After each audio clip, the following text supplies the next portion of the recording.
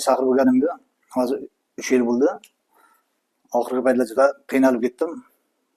Umuman ichimda qanaqadir saqir hamma joyda charchatib tashlaganman.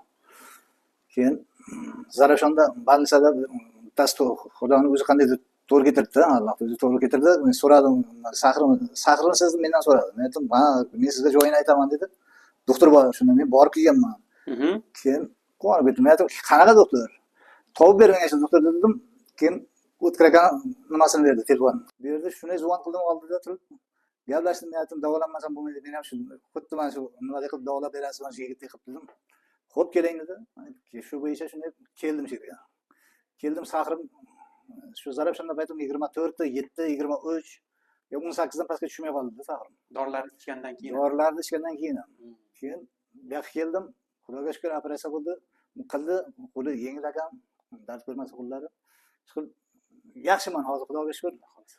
Hozir saqirim tushdi. Hech narsa yo'qda hech narsa ko'rmaganman. Hozirgacha nasriyam yaxshi.